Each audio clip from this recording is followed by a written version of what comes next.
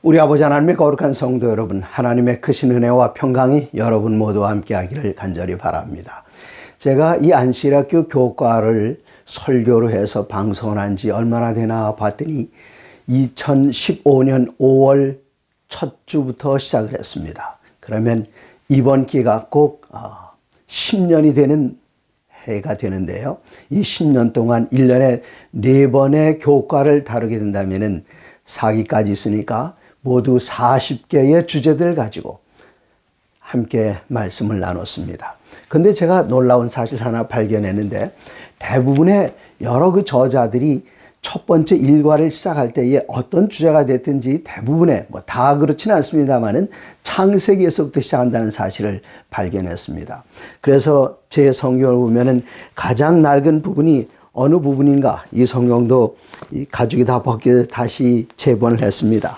근데 가장 많이 인용된 곳이 요한계시록 12장, 13장, 14장이었다면 거기에 못지않게 가장 많이 자주 간 곳이 개인 성경 공부를 할 때도 그렇고 교과 방송을 할 때도 그렇고 거의 많은 그 수의 저자들이 창세기 1장부터 시작하는 것을 봤습니다.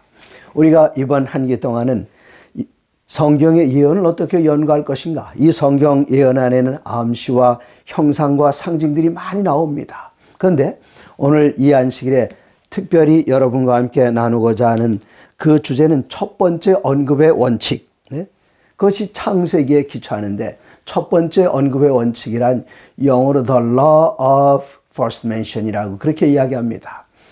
성경에 나오는 아주 중요한 주제들이 성경을 펼치면서 제일 먼저 그 단어가 언급된 거기에 뿌리를 두고 있고, 그것을 중심으로 해서 해석이 이어지고 발전돼 나간다 하는 그런 이야기입니다.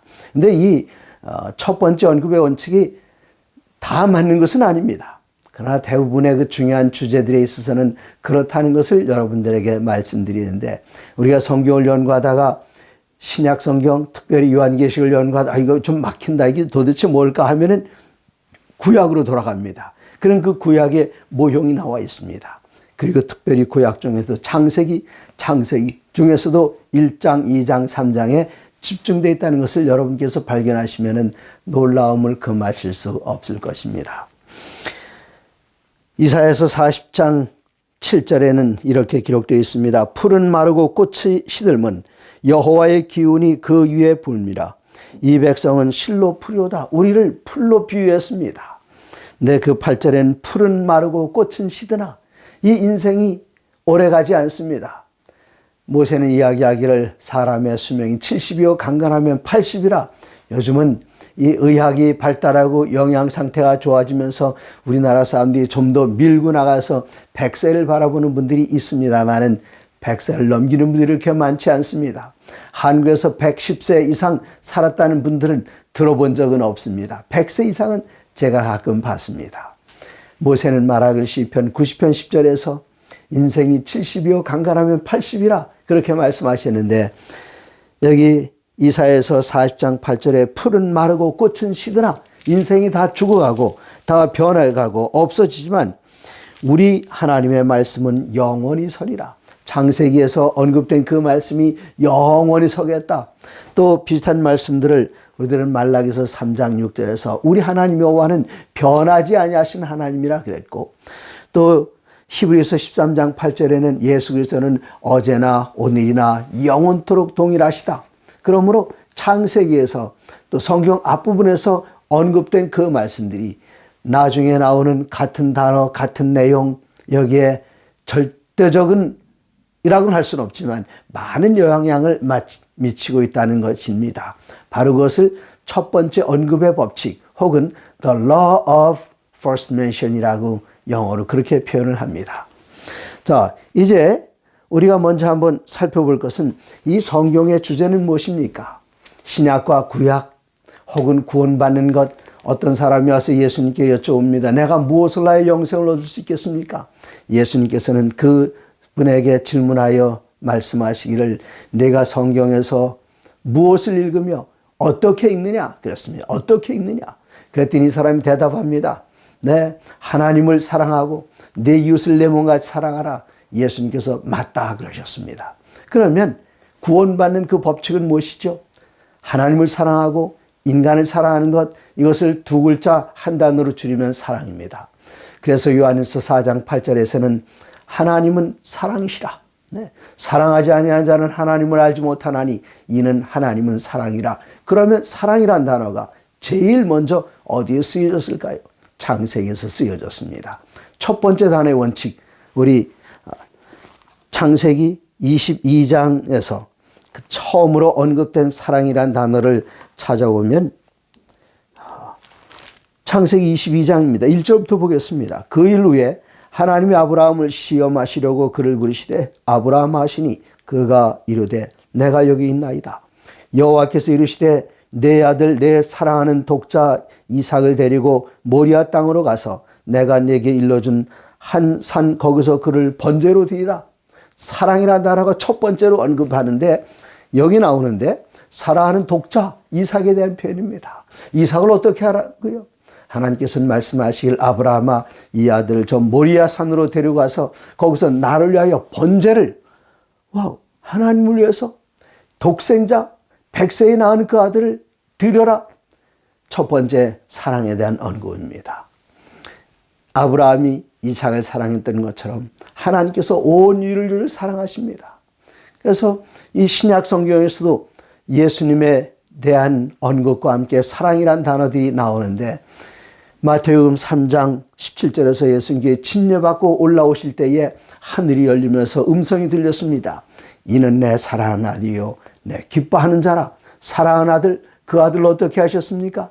바로 모리아산, 옛날 이삭이 드려졌던 그곳으로 예수님께서 십자가를 끌고 가셔서 거기서 달려 돌아가셨습니다. 같은 장소입니다. 모리아산, 거기가 바로 예루살렘에 있는 그곳, 이삭이 희생당했던 곳, 그곳에서 예수님께서 돌아가시게 되었습니다. 이삭이 그 모리아산을 향하여 갈 때에 아버지, 어리 번제할 양은 어디 있습니까? 여기 불과 나무는 있는데요. 그 산을 향하여 갈 때에 사랑하는 독자 그가 자기를 번제로 태울 나무들을 짊어지고 올라갔습니다. 한 마리의 어린 양을 번제 드릴 때 쓰는 화목이라면 한 단위 정도가 아닙니다. 건장한 청년이 그것도 산 꼭대기로 짊어지고 올라가는 것입니다. 사랑이라는 단어가 그렇게 쓰여졌고 마가복음 1장 11절에 그리고 누가복음 3장 22절에 이 세 성경절은 다 예수님 침례받고 물에서 올라오실 때에 하나님께서 예수님을 향하여 하셨던 말씀입니다. 이는 내 사랑하는 아들이요 내 기뻐하는 자라. 마치 아브라함에게 사랑하는 자, 아브라함에게 독생자, 바로 그가 이삭이었던 것처럼 사랑이란 단어는 그리스도 예수의 희생을 기초로 하고 있는데 또다시 요한복음에서 첫 번째 사랑이란 단어는 요한복음 3장 16절에 기록되어 있습니다. 여러분 모두 다 외우시는 성경절입니다. 하나님이 세상을 이처럼 사랑하사. 그 결과가 무엇입니까? 독생자를 주셨으니 누구든지 저를 믿는 자마다 멸망치 않고 영생을 얻게 하리 하심이라. 그래서 성경 전체에 나오는 그 사랑이라는 것을 잘 살펴보면 희생 없이는 이루어질 수 없는 것, 하나님의 사랑을 나타내는 거기서 시작이 되었습니다. 네, 좀 더 읽어보시면은 창세기 22장 8절에 아브라함이 이르되 7절부터 읽을까요? 이삭이 그 아버지 아브라함에게 말하되 내 아버지야 하니 그가 이르되 내 아들아 내가 여기 있노라. 이삭이 이르되 불과 나무는 있거니와 번제할 어린 양은 어디 있나이까? 7절에 어린 양이란 단어가 여기 처음 나오는데 번제로 드리는 그 어린 양. 근데 이 어린 양이 누구 대신 죽었는가? 이삭 대신 죽지 않습니까? 신약 성경에서 어린 양이란 단어가 처음 등장하는 게 요한복음 1장 29절입니다. 침례 요한이 요단강에서 침례를 베풀고 있을 때에 한 청년이 멀리서 가까이 다가오고 있습니다. 둘은 동갑입니다. 침례 요한이 6달 먼저 태어났습니다. 예수님께서 오시는데 그냥 평범한 청년이었어요.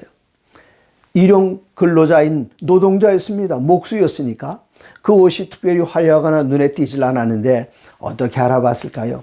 성령께서 예수님 위에 머무는 것을 본 침례 요한은 그를 가리켜 사람들을 향하여 말합니다. 보라 세상 죄를 져가는 하나님의 어린 양이로다.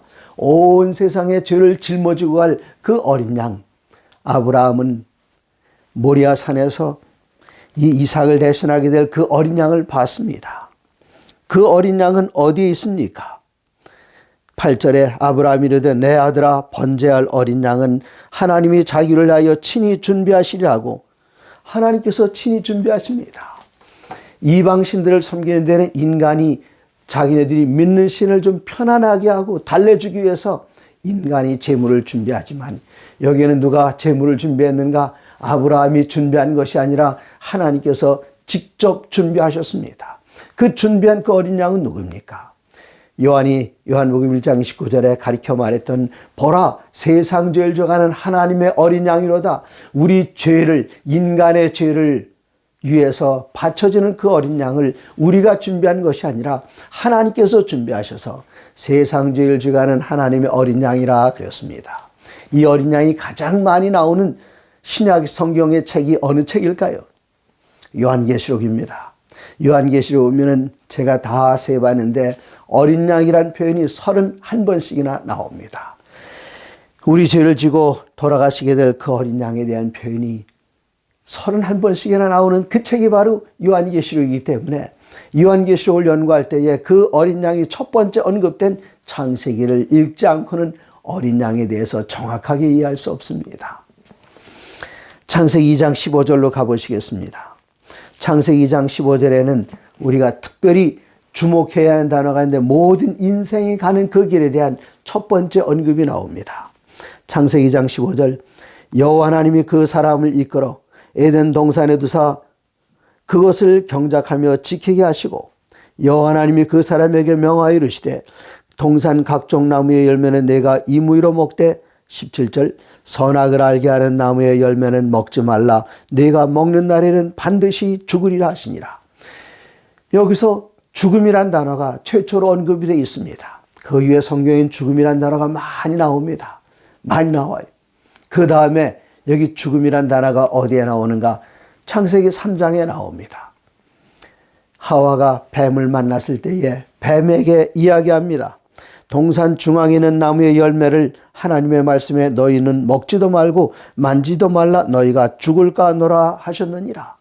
이때 뱀이 말합니다. 3장 4절에 뱀이 여자에게 이르되 너희가 결코 죽지 아니하리라. 하나님께서는 말씀하시기를 2장 17절에 내가 먹는 날에는 반드시 죽으리라. 사단은 3장 4절에 그것을 먹어도 결코 죽지 않는다. 여기에서 죽음, 영원 우리 주님 오실 때까지 부활의 날까지 영원히 죽어야 되는 그 죽음에 대한 언급이 여기에 처음 나오는가 하면 사단 말합니다. 영혼 불멸설의 기초가 되는 말 결코 죽지 않는다. 누가 죽지 않는다고요? 영혼이 죽지 않는다고요. 여기 영혼이 죽지 않는다 그렇게 표현되어 있나요? 반드시 그렇게 표현되어 있진 않습니다만은 창세기 2장 7절에 여호와 하나님이 땅의 흙으로 사람을 지으시고 생기를 그 코에 불어넣으시니 사람이 생명이 된지라. 살아있는 생명이 되었, 살아있는 영혼이 되었다. 근데 살아있는 영혼이 죽지 않는다. 그게 바로 영혼 불멸설입니다. 사람이 영혼이 죽지 않는다. 사단이 여기서 꾸며낸 것. 그 이후에 또 영혼이 죽지 않는다 하는 그 표현이 성경이 계속해서 영혼 불멸과 관계된 말들이 나오는데 그것은 사단의 속임수입니다. 하나님께서는 분명하게 말씀하시기를 에스겔서 18장 4절에 범죄하는 그 영혼은 죽는다. 그리고 2장 17절에 분명하게 말씀하시기를 선악을 알게 한 나무의 실과를 먹는 날에는 내가 반드시 죽는다. 그렇게 말씀하셨습니다. 그러나 인생이 죽음으로만 끝나면 너무나 안타깝지 않습니까? 또 첫 번째 죽음에 대한 언급도 창세기 4장 8절에서 언급이 되는데 가인이 아벨을 죽입니다.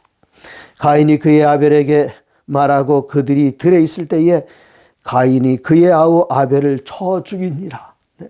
형이 아벨을 쳐 죽여서 첫 번째 살인사건 그리고 첫 번째 사망사고가 이때 일어납니다.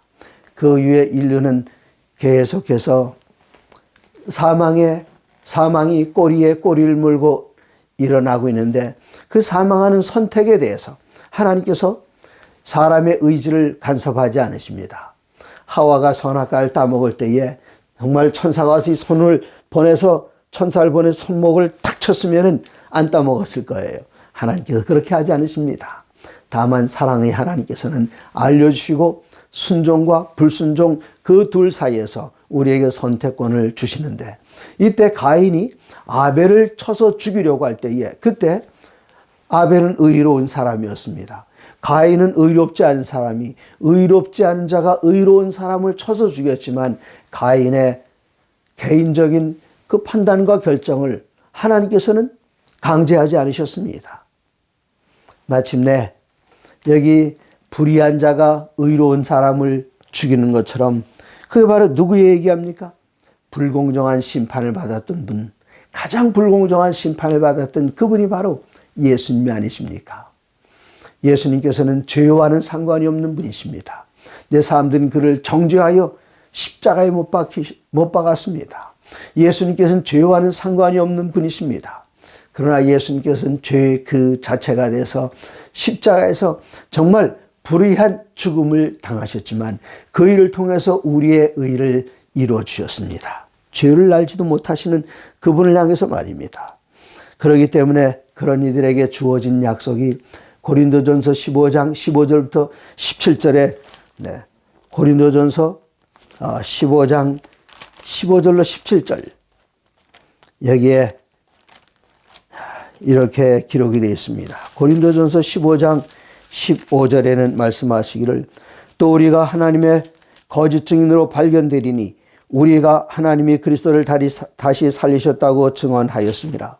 만일 죽은 자가 다시 살아나는 일이 없으면 하나님이 그리스도를 다시 살리지 아니하셨으리라. 죽음이 선포되었지만 하나님께서는 그리스도 예수의 부활을 통해서 우리들에게 부활의 약속을 허락해 주셨습니다. 인생이 죽음으로만 영원히 끝나는 것이 아닙니다. 왜 그럴까요? 예수님께서는 요한계시록 1장 18절에서 당신 자신에 대하여 이렇게 선언하시는 것을 봅니다. 요한계시록 1장 18절입니다. 계시록 1장 18절에 곧 살아있는 자라. 17절부터 읽을까요? 내가 볼 때에 그의 발 앞에 엎드려서 죽은 자 같이 되매 그가 오른손을 내게 얹고 이르시되 두려워하지 말라. 나는 처음이요 마지막이니. 18절 곧 살아있는 자라. 내가 전에 죽었었노라. 볼지어다 이제 세세토록 살아있어 사망과 음부의 열쇠를 가졌노니. 사람은 죽지만 그 사망의 열쇠, 음부의 열쇠를 열고 우리를 부활시키실 그 부활에 대한 약속, 생명에 대한 약속이 예수님으로부터 나오는 사실을 요한계시록 1장 18절에서 우리는 확인할 수 있습니다. 이제 3장으로 가보시겠습니다. 바로 앞에 장입니다. 창세기 3장 1절에는 그런데 뱀은 여호와 하나님이 지으신 들짐승 중에 가장 간교하더라.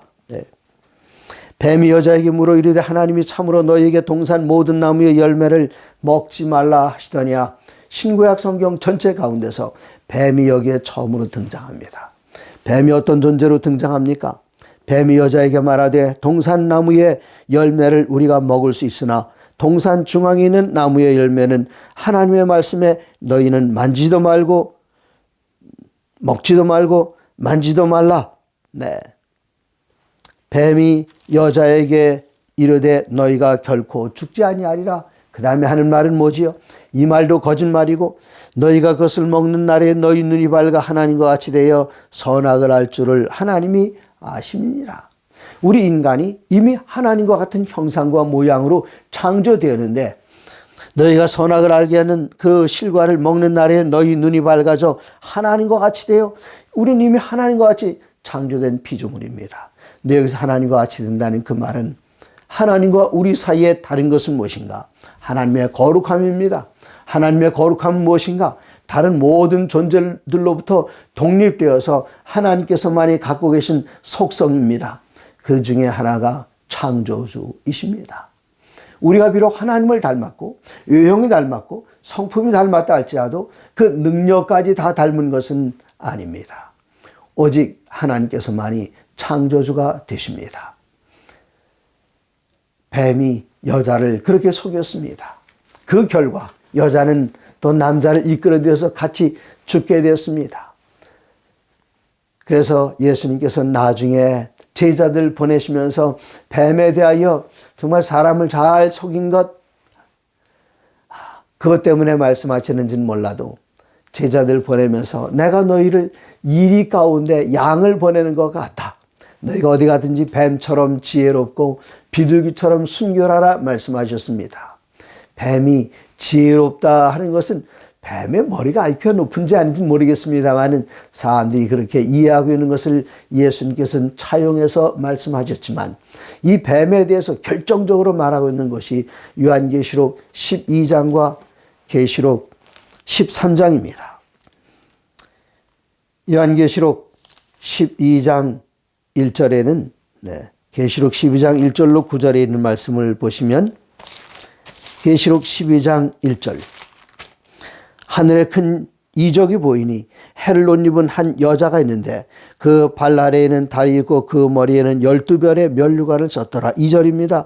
이 여자가 아이를 베어 해산하게 되며 아파서 애를 쓰며 부르짖더라. 3절 하늘에 또 다른 이적이 보이니 한 큰 붉은 용이 있어 머리가 7이요 뿔이 10이라 그 머리에 7 왕관이 있는데 그 꼬리가 하늘의 별 3분의 1을 끌어다가 땅에 던지더라.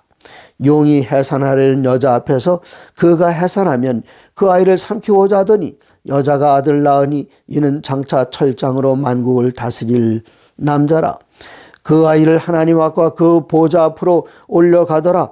그 여자가 광야로 도망하며 거기서 1260일 동안 그를 양육하기 위하여 예비한 것이 있더라.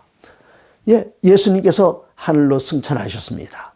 승천하신다면 어떤 일이 있을까요? 7절 하늘에 전쟁이 있으니 미가엘과 그의 사자들이 용과 더불어 싸울새 용과 그의 사자들도 싸우나. 이 용이 누굽니까? 바로 사단입니다. 이 사단의 정체에 대해서 하늘에서 영혼이 쫓겨난 사단의 정체에 대해서 계시록 12장 9절은 용에 대하여 이렇게 설명하고 있습니다. 큰 용이 내어 쫓기니 옛뱀 곧 마귀라고도 하고 사탄이라고도 하며 온 천하를 꿰는 자라. 그가 땅으로 내어 쫓기니 그의 사자들도 그와 함께 내어 쫓기니라. 13절도 읽을까요? 용이 자기가 내 땅으로 내어 쫓긴 것을 보고 남자를 낳은 여자를 핍박하는지라. 한때 두때 반때를 광야로 몰고 와서 핍박을 했습니다. 15절입니다. 여자의 뒤에서 뱀이 그 입으로 물을 강같이 토하여 같은 여자입니다. 같은 용입니다. 그리고 17절에 용이 여자에게 분노하여 돌아가서 그 여자의 남은 자손 곧 하나님의 계명을 지키며 예수의 증거를 가진 자들로 더불어 싸우려고 바다 모래 위에 섰더라. 이 마지막 시대에 하나님의 거룩한 백성들이 대항해서 싸우고 있는 그 거짓 삼위일체의 중심에는 용이 있습니다. 용은 곧 옛뱀, 마귀, 사단, 온 천하를 꿰는 자, 혼자 싸우지 않고 이제는 용이 창세기 3장에서는 혼자 아담과 하와에게 접근했지만 이번에는 요한계시록 13장 1절에 바다에서 한 짐승을 일으켜서 그에게 모든 권세를 다 주고 42달 동안 온 세상을 다스리게 하고 그 다음에는 13장 11절에 땅에서 다른 짐승이 올라옵니다. 새끼양같이 두 뿔이 있고 용처럼 말하더라. 용이 어떻게 말했습니까? 속이는 말을 했습니다. 그리고 인류를 완전히 죄 가운데 빠뜨리고 말았습니다. 그래서 요한계시를 읽으면서 용이 나오거나 뱀이 나올 때에 우리들은 어디로 달려가야 하는가? 창세기 3장에 보면 용이 뱀이 이런 존재였구나. 속여서 우리를 사망으로 내몬 죄악의 장본인 그가 용이로구나. 우리들은 요한계시록을 연구하게 될 때에 그 계시록 연구 속에서 많은 암시와 형상과 상징들을 발견하게 되는데 그 상징들이 요한계시록에 갑자기 탁 튀어나온 것이 아니라 구약 성경으로 되돌아가 보고 또 구약 성경에서 맨 앞부분에 있는 창세기를 열어보게 되면 여기서 이런 단어들이 쓰여졌구나. 이 단어들이 앞으로 어떻게 발전해 나가는가. 그리고 어떤 의미를 가지게 되는가. 이것을 맨 앞부분에 그 단어가 처음 언급됐던 그곳에서 그 주위에 있는 사건을 살피게 되면은 요한계시록에 나오는 상징과 언어들을 보다 더 쉽게 이해할 수 있고 그 뜻을 분명하게 이해할 수 있다는 사실을 오늘 함께 공부했습니다. 사랑하는 성도 여러분, 하나님께서는 우리들에게 모든 것들을 보여주시는데 과거에 보여주신 것을 통해서 앞으로 우리가 보게 될 것들을 해석할 수 있는 지혜를 얻게 하셨습니다. 사랑하는 성도 여러분, 하나님의 모든 말씀으로 사시기 바랍니다. 감사합니다.